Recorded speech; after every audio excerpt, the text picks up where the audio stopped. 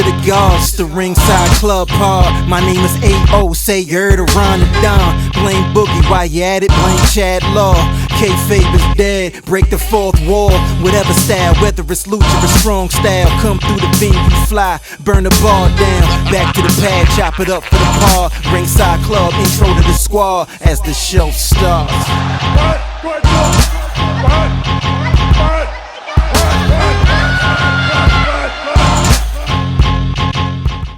Peace to the gods and peace to the earth.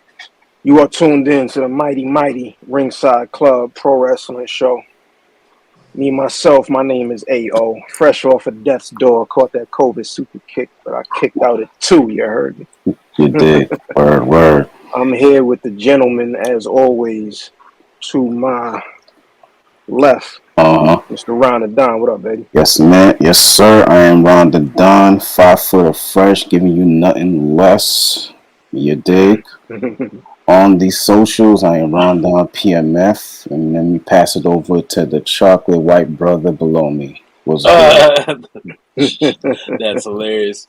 Yo, it's everybody's favorite scapegoat, Blame Boogie, at Blame Boogie everywhere except Twitter, because I don't know, somebody stole my shit, so I'm blames worthy up there. But like I said, don't talk to me unless you got money. Kicking it to Chad. What it is, y'all? It's your boy Younger Diver himself, CHADLAW, Chad Law in the spot right now. Pardon my fresh. You see right now, I'm rocking that CL merchandise, the Chad Law official tee. Nice. I've already seen it. The Law layer. Make sure y'all go grab a couple pieces. This is the Ringside Club. We are live and direct for y'all, man. Another week. Some more flammable content. We touching base on everything that's been going on around the rings. All the companies, whether it's WWE, AEW, Impact. You know, we giving it to y'all, man. Make sure y'all like, subscribe, tell a friend, and tell a friend. That's correct. So once again, my name is A.O. I'm at 1AO Baker across all socials. You can find the Ringside Club at theringsideclub.com, at Ringside Club on TikTok and Instagram, at The Ringside Club on Twitter and Facebook. And we are on and available on all podcast platforms, Spotify, Apple Podcasts. Make sure you hit that subscribe button on YouTube as well. Numbers are only going up, so I suggest you hop on now. Pause. You know we're going straight to the dot. All right, gentlemen, all of the intros and pleasantries aside, we have 4 topics around the ring as we go. For those, first and foremost, that aren't aware, we each bring a topic to the table. We're going to break it down. We're going to chop it up. We do things a little different on this side. So the first topic I'm bringing to the table, something that I'm very interested in, as well as you 3 gentlemen. Finally, we have Trios Tag Team Championships in AEW, and they just announced the brackets. Mm-hmm. Yeah, round of applause for that. It took a very long time. It took more titles being introduced before. Like we got the Atlantic title and all kind of stuff. But finally, this past week, they announced the bracket. I know there's some matches that are going to be coming up on this new episode. But let's look real quick before I take this down. We have on the left side of the bracket, we have Death Triangle versus Will Ospreay and Aussie Open, which is going to be fire. These are all first round, obviously. Andrade El Idolo, Dragon Lee, and Roosh versus Young Bucks and a partner of their choosing. Come back to that in a second. On the right side, we have the House of Black versus the Dark Order. And finalmente, we have the Trust Busters versus the Best Friends. Now, I got a couple of questions. First and foremost, I want to know who everybody thinks the Young Bucks partner is going to be. I want to know how everybody feels about the teams that have been added. Has there been any teams that should have been added or you thought would have been a part of this tournament that turned out to not be? But first and foremost, because there's a lot of, clearly there's a lot of people in AEW, but let's start off with the Young Bucks, quote unquote, mystery partner. Everybody seems to believe that this is going to be Kenny Omega's return. So that being the default answer, are there any other possible team members for the Young Bucks excluding Kenny Omega? And I'll start first. A name that I've been seeing pop up, which could be interesting, and I wonder how people would respond to it if it's anybody but Kenny Omega. But Kota Bushi from New Japan, he's been on the outs, or he's had at least a controversial relationship with New Japan as of late. I heard he's been just wilding, really. And I heard quietly that they've severed their relationship, and he might be a free agent right now, so we'll see. Mm. But in general, anybody outside of Kenny Omega that you guys see as realistic possibilities to team up with the Young Bucks? I think for me, something tells me that they're going to go back to Hangman Page. I think they're going to try to loop him back in there. Although he says he's still going to rock with the Dark Order because they're in the tournament and whatnot. Honestly, I really can't see anybody else but Hangman Page because they're playing this whole thing, this back and forth thing. So I think it's going to go back to Hangman Page in some way. But I'm just guessing. You know what I'm saying? Good hypothesis. I really don't know, yo. If it's not Kenny Omega, to me, nothing really makes sense. But at the same time, what Ronnie just said kind of makes sense. I mean, obviously, Hangman. I just feel like it depends on what side of the room Tony Khan's on. I really don't know. I feel like it could be Adam Page, but I'm hoping it's Kenny Omega. So I think that's a cheat answer, but I still hope it's Kenny Omega. It's whatever. Well, I'm gonna say Hangman. I think they're not gonna give us a Kenny Omega return, waste a pop with a rating on a random Dynamite. I think they're gonna save it for All Out when it really matters the most in the finals. So I think it's gonna be Hangman. It's gonna end up being Hangman, and Dark Order are gonna have something to say about it. That's for sure, and that'll cause a rift to further advance some storylines because Lord knows Dark Order needs some storylines to stay relevant right now. that's a fact. Good point. Yeah, that is a fact. I'm surprised because I honestly thought that I didn't think Hangman would be the popular answer. I definitely thought that I definitely see this as first and foremost. I definitely do see this as Kenny Omega's return because the word around the AEW gossip circle was that the trios titles weren't going to be a realistic thing until Kenny was ready to return because this was something that was specifically built for him and the Young Bucks, or at least was their idea to do trios titles. So I wouldn't that Hangman swerve could be a good swerve for sure. If Kenny did come back, it would pop the hell out of the ratings.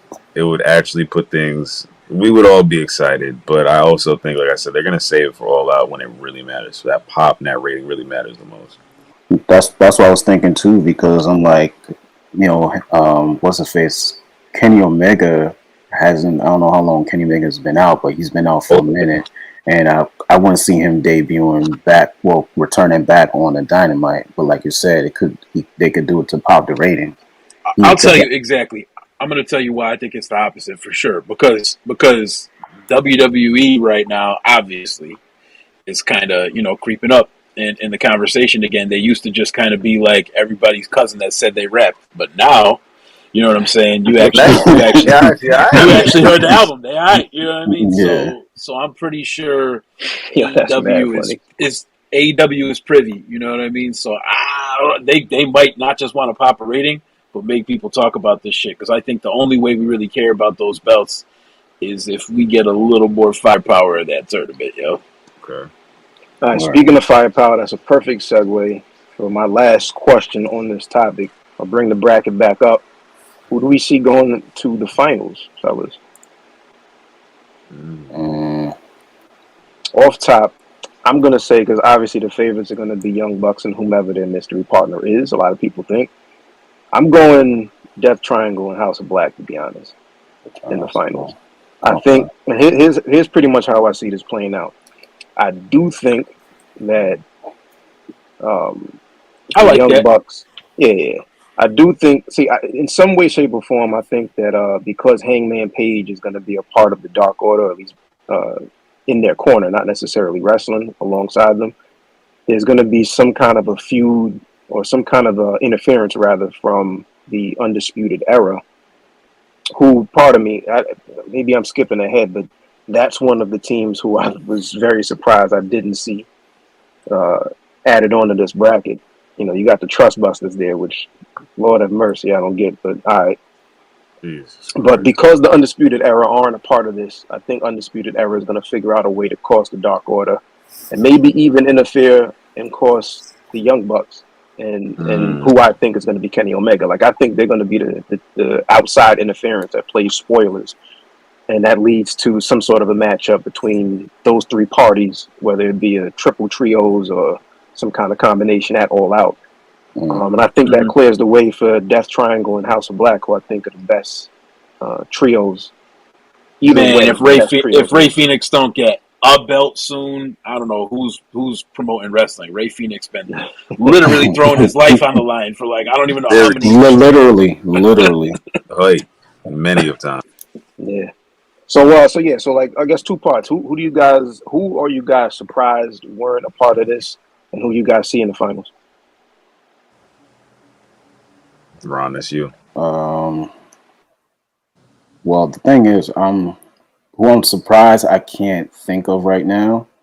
But however, who I see in the finals, if I'm going to play back into what I was saying before, I see the Young Bucks and Hangman versus Dark Order because at this point, Hangman will turn his way from the Dark Order, and then and then they'll meet in the finals, and they'll just go off on each other, and just tell that whole story, and then you may see a I guess Hangman semi heel turn because he kind of went against the Dark Order. You know what I'm saying? So that's the thing. As far as seeing he's due for a heel turn. Oh yeah, facts. Yeah, because he's kind of been floating around since he lost the title. So I think this would be a good push for him again.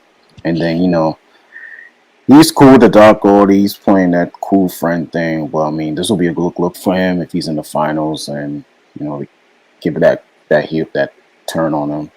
That'll be a good story. Okay, Boogie, what? Yeah. So I think like practically speaking, we know why CM Punk couldn't be in this shit because he's obviously a singles wrestler. But if we're talking about who I wish I could see in it, I obviously love FTR with the belt. So CM FTR would have been fire as a trios tag. So I would have loved to see that.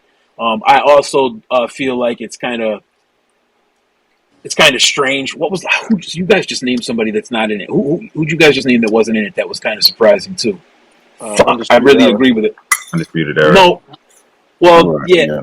Aren't they Undisputed Elite now, or they are Undisputed Era? Undisputed Elite. Undisputed Elite. Wrong company. My bad. Undisputed Elite. We owe somebody a check. It's all right. Yo, it's cool. But yeah. So okay, Undisputed Elite.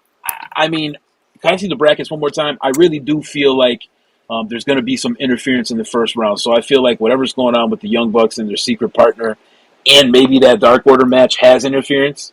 I think we see House of Black probably go on against Best Friends, and then we see probably House of Black take that one, and then we're probably going to get interference in the Young Bucks versus the Rush and Andrade match. And even though it sounds ridiculous, I don't know that they bring back Kenny Omega and he loses, so I think the Young Bucks take that, and you probably see Death Triangle versus the Young Bucks, and I have no idea who takes that. But if Kenny's back again, they're putting the belts on Kenny and the Bucks, so maybe the Bucks. So I feel like the Bucks and Kenny, if it is Kenny, are taking it the whole way. That's just my opinion. I'm smiling so hard because I know I have the dark horse in this whole tournament. Put that screen back up. Oh shit! Oh man, I'm backing up. I put myself on. You know the predictions. You know the predictions. Champ got to come through one time. You know what I'm saying? This guy. All right. So the one team that I'm very surprised that is not in this, BCC. I mean, granted, they've got all the gold, but Blackpool Combat Club or even JAS would have been ridiculous, or even Eddie Kingston and Ortiz or somebody. I think I'm some more surprised that those cores weren't in the trios tournament. Granted, they are in heavy main event storylines right now, but I think even them included in this would have been a nice little monkey wrench for some of the plans. But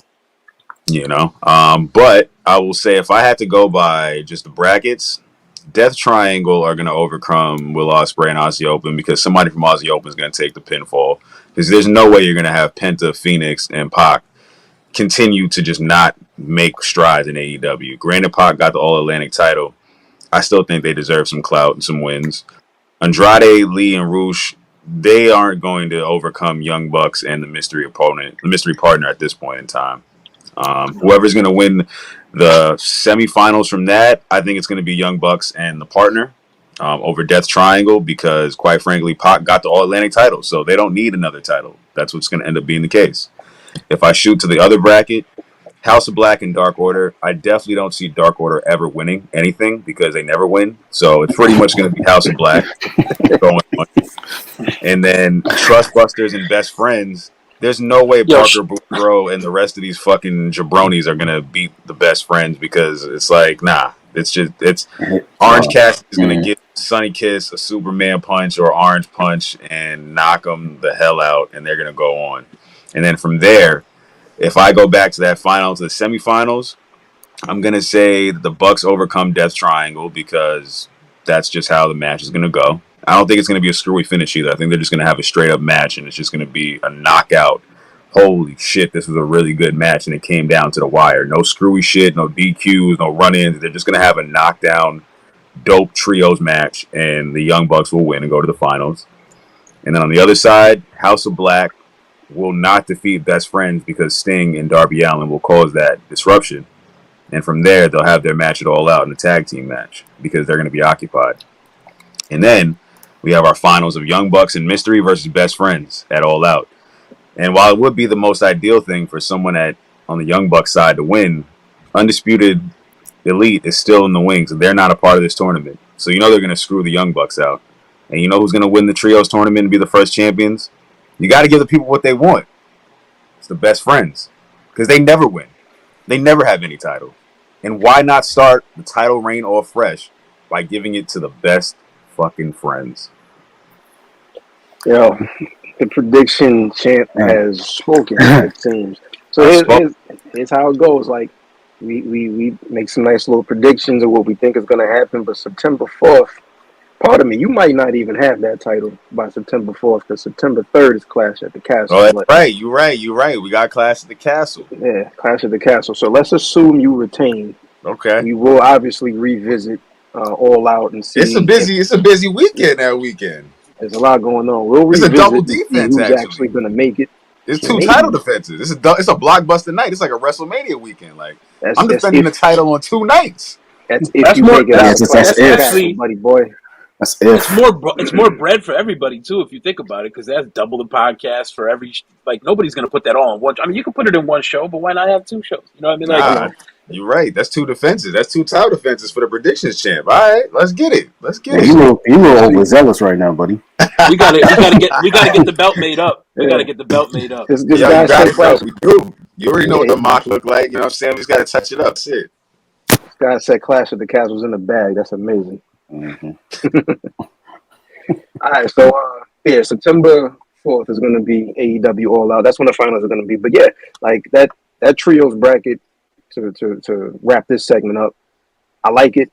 There's going to be some interesting twists and turns that maybe none of us even predicted so far. So we'll see. And I think we're going to have a lot answered this Wednesday when the Young Bucks match pops up and you see who their mystery opponent is. Is it going to be a swerve? Is it what we're predicting? Is it something completely out of the blue? Or is it Brandon Cutler? We shall see. Dynamite this Wednesday. Smokes. The Brandon Cutler swerve would have. Damn, yo. Somebody boo this guy. What the fuck did he just say, yo? I didn't say it. I'm just repeating what happened, man. Hey, shut the camera off. Shut this guy's mic off, man. All right, moving right along. We're going to move over to my man, Ron the Don.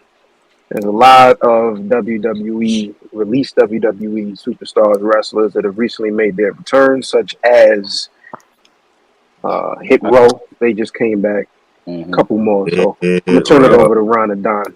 Yes, sir. Yes. So I had brought this subject up in pre-production. I asked, well, I didn't ask the questions yet, but, we wanted to touch on all these wrestlers that were released before, I think early this year and late last year. And budget cuts, they said. Yeah, apparently. And, some of the ones that came back so far, like you said, I think you said Hit Row, and then Karrion Hit Row. Then Karrion Kross came back last week on SmackDown. Yeah, week before. And then Dexter with Scarlett. which is important, which was with important. Scarlett, which I liked. Then Yo, Dexter Ron, Lu- what you gonna do? What you gonna do when Braun Strowman shows up on Raw tonight? Because this will be out. This will be out in time for that. when Braun, you said when Braun Strowman comes When back on Braun Raw. Strowman comes back, On runs Raw out tonight. on That's you. a bold prediction. Yo, when he comes back, I'll pop because Oh, word. I was a guy that liked Braun Strowman. But when they started to book him incorrectly, that's when he started being trashed because Word. he came in just beating everybody up, tearing everybody apart, and then they just started to book him to lose to small guys. So I'm like, yo, what are you doing with this guy? He was doing so well before. And after he cut his Fans love hair, him. right, the fans love him, right. And then he cut his hair and then they started beating this guy up. So and then he just lost all credibility. Right, So right, Word right. to Boogie, with I think right. it's like, I'd rather see Bray come back before Braun. Oh, me too. Me too. I'm just saying, for Mm, whatever reason, and I don't mean Ronnie to take your topic. Please keep going. But the way Triple H is just fucking lining them up and stacking them down right now, right. I don't think But he got to I don't think control we're your not narrative. gonna get a debut.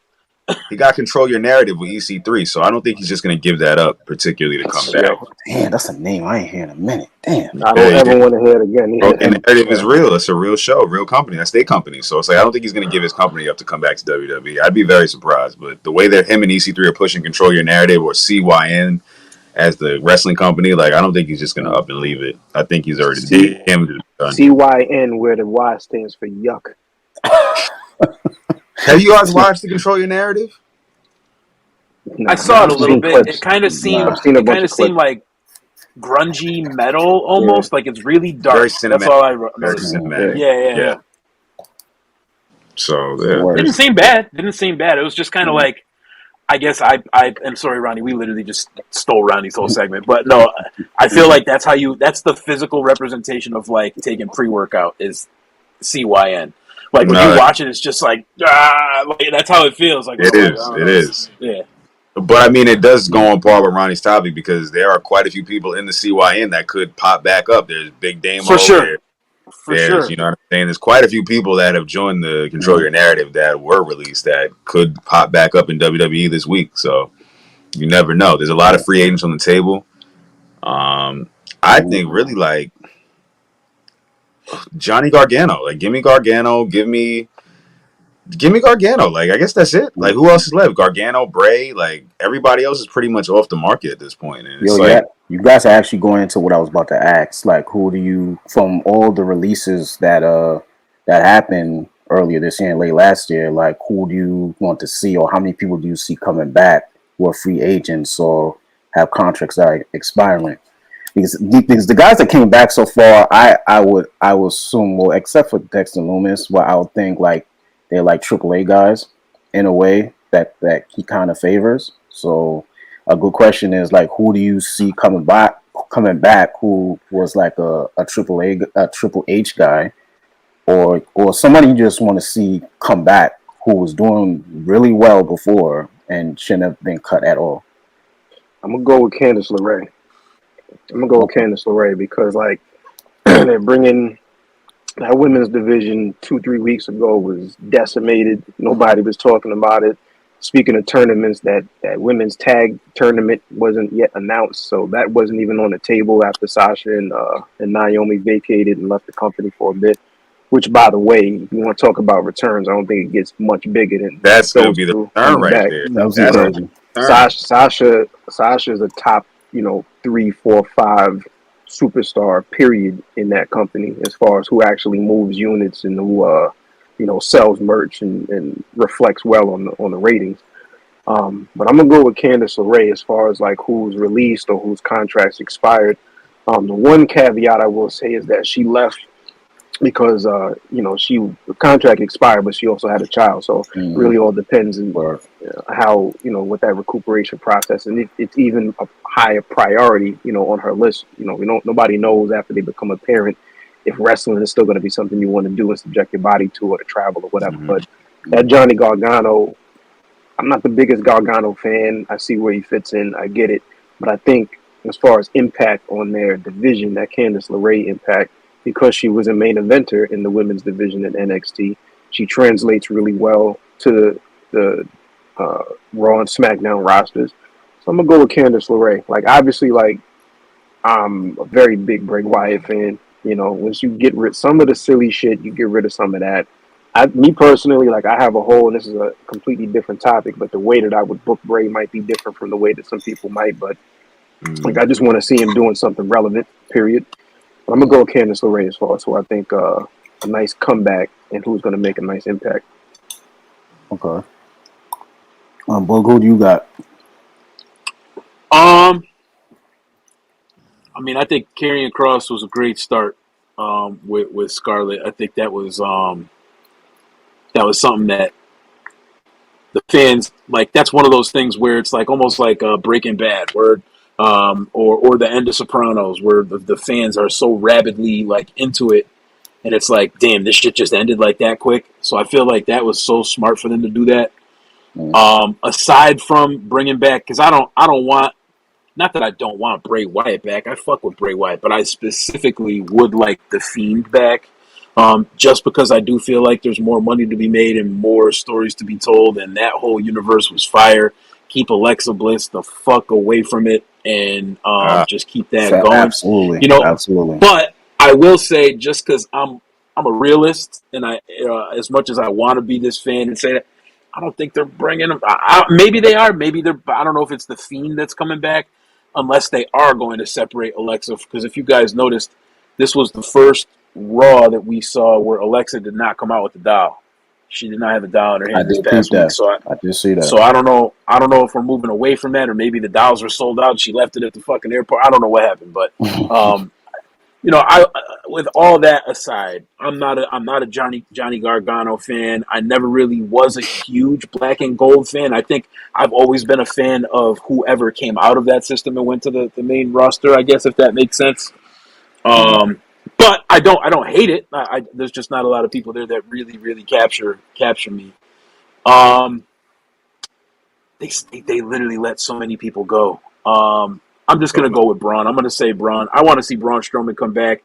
Little kids literally look up to this guy. He was doing Make-A-Wishes just like Cena was. Like, the guy was fucking living his life, you know, building a huge house on this huge fucking land plot that he has. Like, WWE afforded him that living. Of course he's going to be upset about it, but I think the reason why he's gone is the same reason why everyone's gone, and that think tank is also gone. So I think that it's just a different time where we can really throw all that bullshit to the side and be like, yo, everything's open. So I would like to see Braun Strowman back in WWE, man. That's my shit. I'd echo the Braun. I'd echo the Bray Wyatt return, Johnny Gargano return, but a dark horse would be Ric Flair. Why not just bring Flair back for one last match? The one that's crazy. That would that's just such throw a good everybody idea. off. I Triple thought H about is in something, but charge. it didn't Why make would sense. it not? Because the Undertaker wasn't let go. The Undertaker retired, but I thought about it too, right? Because the purple lights from Judgment Day, I just kept thinking, I'm like, how dope would it be if the Undertaker was the one pulling the strings in the background or some shit? Like, it really wasn't these guys. But whatever, that's just my imagination, and I smoke great marijuana, so that's probably it as well. Hey, man, Flair coming back don't sound as far-fetched. This is the WWE and Triple H is in charge. Right. You never know. You're right. Really never know. Crazy. We might pull Flair back in. We might have a Flair speech, one Flair last match, the last match under the WWE umbrella. Listen, Who knows? We've seen wilder things happen. Chad, I think you're only saying this so you can get a promo sound bit again. Yo, it sounds far-fetched, but we've seen crazier things take place. We've seen crazier things take place. Yo, not for nothing. What's hilarious to me, y'all saw any of the quotes that came out like after that Ric Flair's last match? Yes, because you tweeted them though. Yeah. You know, he said he passed out twice. He said he probably should have drank more water than he did beer leading up to the match. There's so many quotes, but one of the best quotes coming out of that match was like immediately following. He said, "You know, I regret calling that my last match, which means there will be more." I saw that. Yo, did you seeing everybody's reactions to him? Like, put so much context to like what he said. Like seeing Undertaker's reaction, like that is a big thing. Like seeing their reactions, right now in conjunction with him passing out, it's like it makes sense why Undertaker was like. Why Flair was like, Why Yeah, everyone in the crowd was like, "Oh, Undertaker was looking like, yo, I'm glad it ain't me. yeah, He wasn't Hell that yeah. far off. Yeah. Yeah, word, man. he was." Word. You know, All right. what was Undertaker's and his wife's text convo like after he seen that match? He's like, honey, never again. Yeah. I'm with you. I'm not letting you go Now back you out know there what? You know again. what He happened. said, "I'm with you." She texted him before he texted her. She said, "Don't even think about it, Mark." Word, He said, word. "I'm with the children." Listen, Triple H gave me Yo, that call to decline it. spoken like a true married man, yo. Bro, yeah. Hello. I Don't even think Word. about it. yeah, I can't relate. All right, fellas, as we continue on, we are at halftime. 2 topics Word. down, 2 topics left to go. Boogie, it is on you. Word. All right. Well, you know, I think as fans, we all know when shit gets stale, right? So, you know, you have a general expectancy of your product to always be to the level you want it to be at, no matter what it is. With wrestling, we're all just fucking spoiled brats and shit. So, you know, we're very opinionated when it comes to this, but it allows us to do things like share our opinion on a podcast. So that's awesome. But at the same time, I like I said, we kind of all know when everybody's time is up, and we've seen it so many times in distant history or in recent history. But when fans just turn on the performers, you know, enough's enough. They basically force a turn for the performer themselves, but the fans turn on the performers and kind of shake creative up and make shit happen now because, you know, creative might have been going one way. And the fans are like, no, you're not. And they totally turn that shit around and make it a two-way street where it was one way. So, you know, whether it's Cody Rhodes in AEW, how many times the Mhm. fans loved and hated him, or Orange Cassidy. I mean, even us, we love and hate him in the chat, you know, and probably more hate than love there. But you know, then even with WWE with Roman Reigns, how much everybody loves Roman now, but they hated this guy, you know, and not a heel hate, but like hated him, didn't want him on the screen. You know, they had the Ziggler effect. You know, and then also John Cena. But right now, I think the most prevalent example of that is Liv Morgan. Everybody was kind of building her up, wanted to see her win and putting her over, and then boom, now she's got the title, and it's like, wait, I finally tried that new drink that they had at Starbucks, and it's not as good as I thought. And now we're trying to return it and get something different, buyer's remorse, if you will. So, What time when people are thinking that Shayna Baszler should be beating Liv Morgan for the title, and I'm one of those right, people. I'm like, you know, Ditto. I wouldn't be opposed to this I actually me happening. neither. I'm At all all. for it. Ronda right. and Shayna seems way more believable and appealing than I another love it. Liv and Ronda match Mm-hmm. again. Yeah, Even if they play I hot just potato, feel, I'm cool with it. yeah, for sure. I just feel like if they keep going with Liv, it's just going to continue to cheapen that belt at this time. Not that she's not a good wrestler, not that she hasn't put her dues in. She's been wrestling for years, all that stuff. I just think that, and this is my opinion, and I don't want to ever make this be indicative of someone's livelihood. So if anyone from WWE, for whatever reason, ever heard this, I wouldn't want them to use this as my, you know, as what they do with somebody. But yo, I just feel like it's kind of enough's enough with that. I think we've seen her get the spotlight a few times, whether it's against Becky, it's against this one, it's against that one. And, you know, the whole Mighty Mouse story, you know, can Liv do it this time? You know, is she going to win the big one? I'm over that. I just think now that we're bringing all the power players back and we're doing what we need to do, if we don't get Sasha Banks back on the roster or somebody like that and and Charlotte Flair back from her marriage hiatus and whatever else she's been on, you know, we need to see something going on, and you know, not just that, but build up the women from NXT that they've brought up. You know, the exciting new faction with Bayley and all this stuff, and not even that. How many times have the fans turned on Bayley? You know what I mean? It's like True. Bayley's Mm-hmm. fire, man. But Yeah. whatever. So I'm gonna kick this around to everybody, and I guess I'll just ask it like this: when the fans turn on your favorite performers, let's say, or if you were one of those fans that turn on a performer, what do you think causes that? And give an example of somebody that you thought the fans were right in turning that character at that time. I guess give your best example of when the fans turned on a wrestler and when we were right about it. Yo, the best example that immediately comes to mind is when Dwayne Johnson, then known as Rocky Maivia, was like the super baby face, all American. I'm smiling. I'm shaking hands, kissing babies, that kind of thing. It wasn't believable. Or even if it was believable, we don't like what we see if this is you. But we don't think this is you. So we're going to die Rocky, die chant you. We're going to Rocky sucks chant you.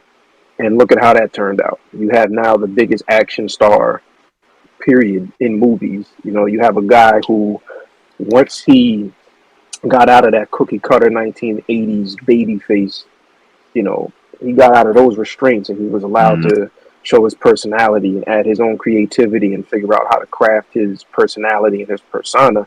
He turned into one of the biggest stars of all time. And I think it's really, it's a matter more so of just mistakes. I don't want to say bad booking because you're going to make mistakes, right? So it's just a mistake or a misjudgment as far as what this particular performer's strengths versus what their weaknesses are. Like with Liv Morgan, and this was a storyline problem. The reason why she's now being booed really all had to do with why they decided to go in the direction they did in that match with Ronda Rousey. Like, just have her. There's no credibility as a champion, and it's only but so, like you were saying, Boog, like that Mighty Mouse, and yeah, I really try hard. It's not gonna last for so long. Like, we're gonna move on to somebody that we want to actually see in that position. Nikki ASH. You know what I mean? Yeah, Same shit. I was just thinking that. Aim and win, my boys. Right. Yeah, it's as simple as that. Like, you really could have booked her to beat Ronda Rousey in some sort of, like, just not a roll up, but like a clean victory in the middle. That response the next time she showed up on TV would have been way different. But instead, you got everybody. Or even if it was like a hold, like what if she flipped it on her and oh shit, out of nowhere, Liv Morgan got the move. She's putting holds on people. Like, you know, that would have been a nice little play on it. That's your opponent, so you take your opponent's strength and use it as a weakness against them. They weren't expecting it. Do something, but don't just make her fucking like the bottom line. And then I'm gonna pass it. Backslide. Like, people forget. I think sometimes that this is supposed to be dramatic, maybe at times a comedic, but more often than not a dramatic portrayal of a real sport. Mm-hmm. So when you have these people that are in positions as not just a short time, I'm going to have this title for a week or so, but somebody who's supposed to have a long run, they have to be credible, 1,000%. And that's where they went wrong with Liv. But to answer your question, Boog, like the fans, you know, the majority perception is reality is bottom line. So the Rock, the fans are rarely wrong, and I hate saying that because we're all, like I said, we're mad entitled.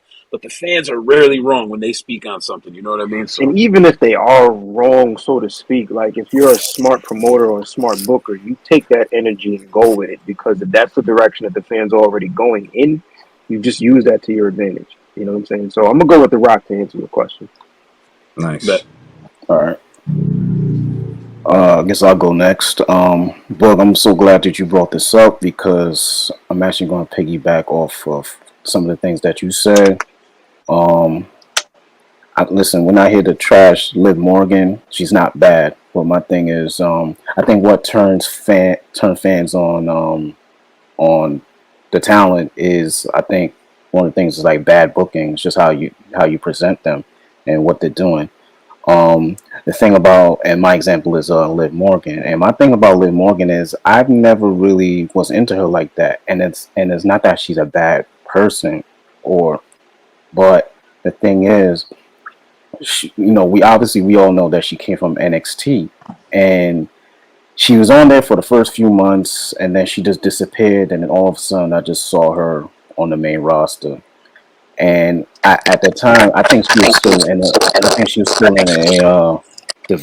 a developmental stage. So I didn't think she was ready to go to the main roster. And then when she got to the main roster, they were kind of not to mention the whole Riot Squad was kind of, you know what I mean? Like, we knew that there was talent there, but it was kind of, I don't know, it was something about it. But go ahead. Well, good thing you mentioned Riot Squad because I think that was the best booking that she's had, in my opinion. Some people are better within a group or a team than by themselves. Right. She might be one of them.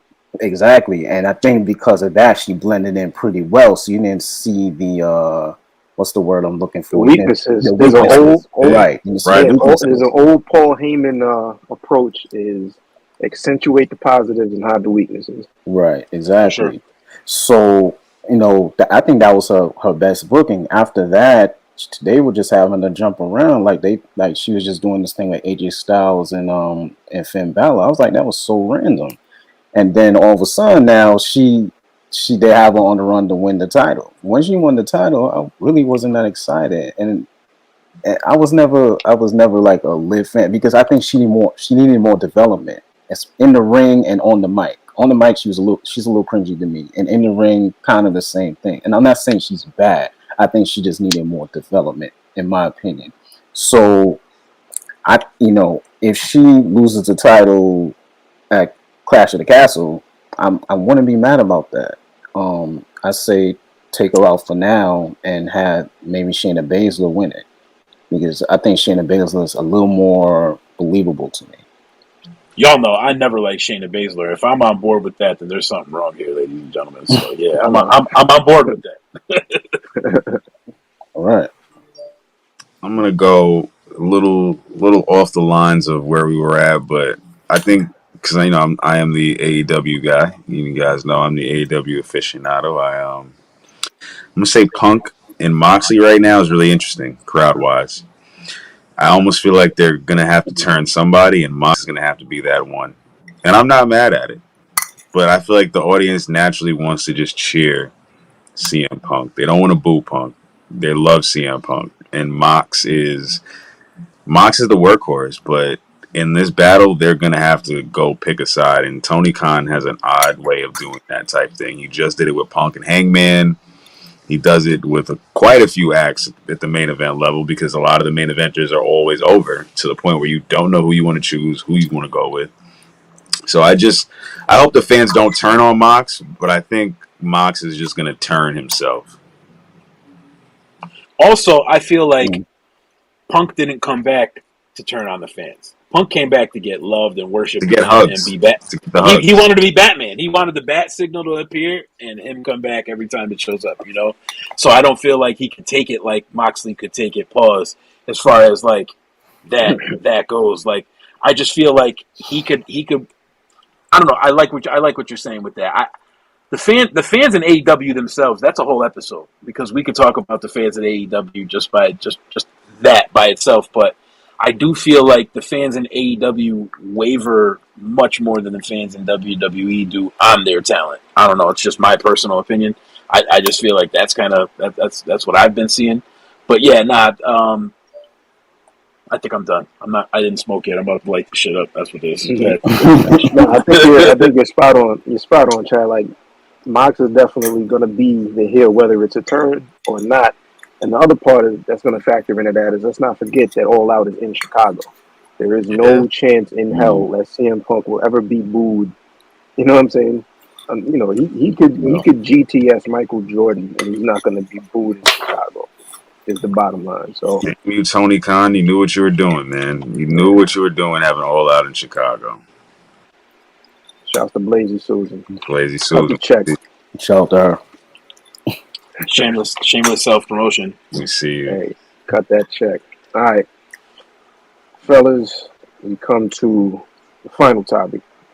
Oh, yeah. Turn it over to the champ himself, Mr. Chad Law. Bring us home. We got to get that belt off him, yo. I can't hear him being the champ, boy. It's making me bad. Speaking of Clash at the Castle, man. Speaking of titles, right now the mid-card titles are currently having some prestige placed on them, and I love to see the U.S. title, the Intercontinental title, even the TV title, TNT title, I should say. They're getting some emphasis. Like, a lot of belts are mid-card belts are getting that shine that they deserve, because, quite frankly, the main champion ain't there on the WWE side. And right now, I just feel like, what better way to have the mid-card titles than on the mid-card workhorses like Lashley and Gunther, who have quality matches, who can always entertain in the ring. And I like seeing that they're building this up, man. It's been years. I mean, seeing the video packages with all the prior champions, and then you go, wow, I forgot this guy was a champion. Or, wow, they actually care to put some emphasis on these titles. So I'm liking the fact that they are being honored, being placed in main events. They are being featured prominently. This is really good to see. I'm happy we're moving in the right direction. I think WWE is doing a smart thing with them.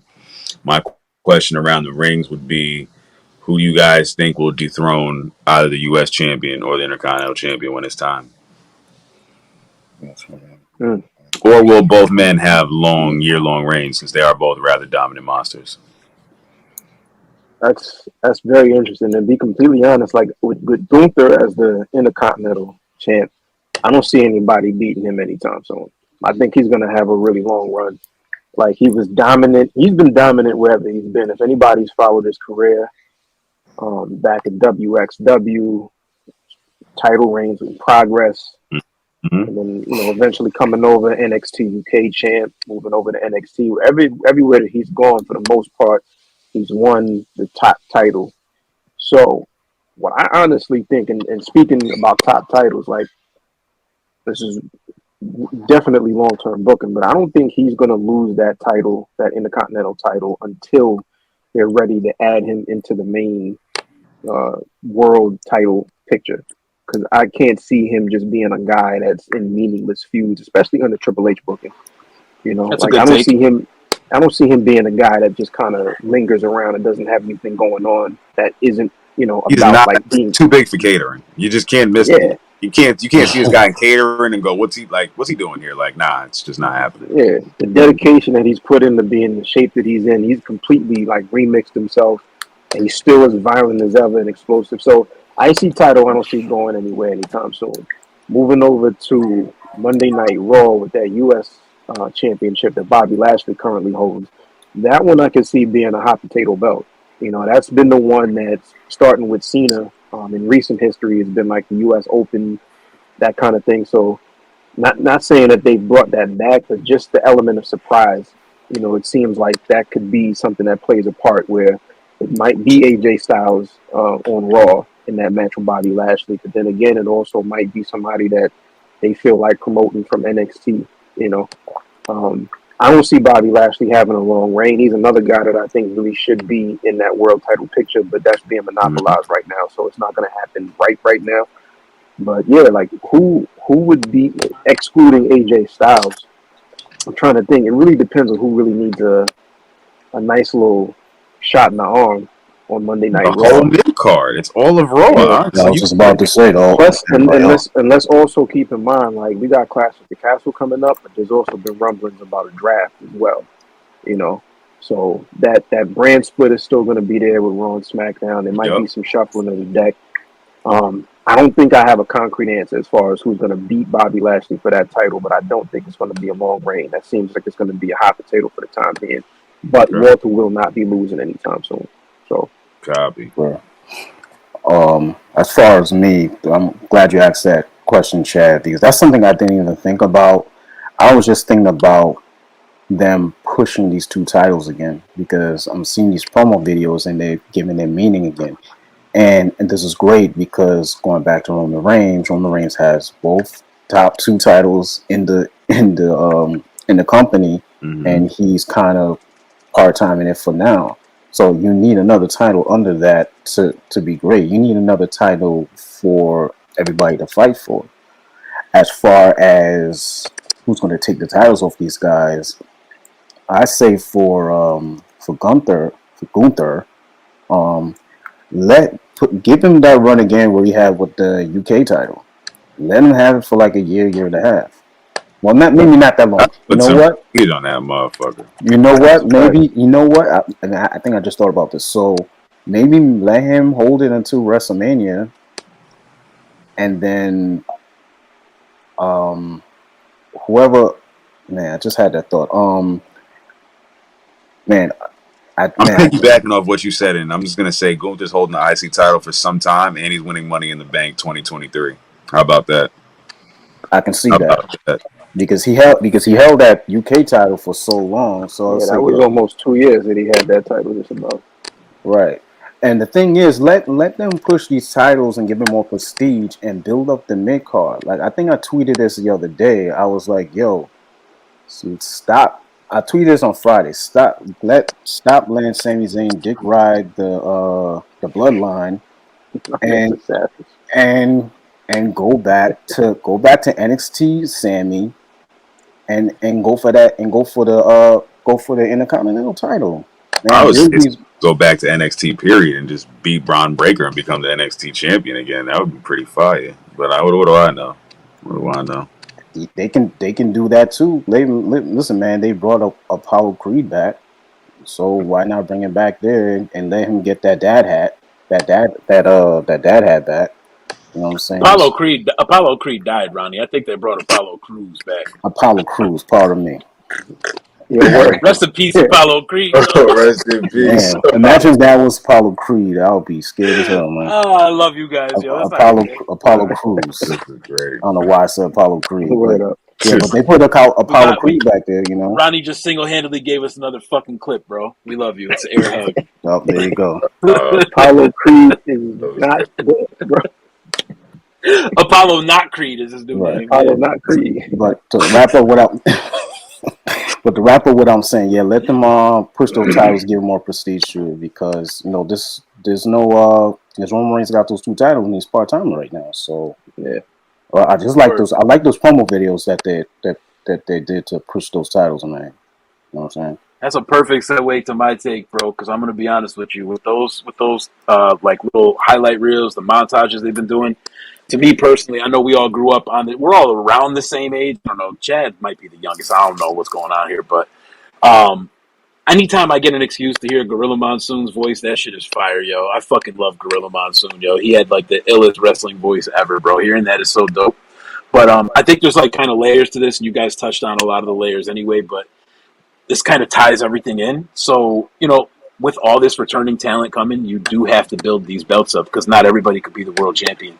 And because not everybody could be the world champion, you need somebody to defend and fight for these other belts, so that you have the layers to your company, and then you build the success story of the people that are coming from the farm system and working their way up to the top.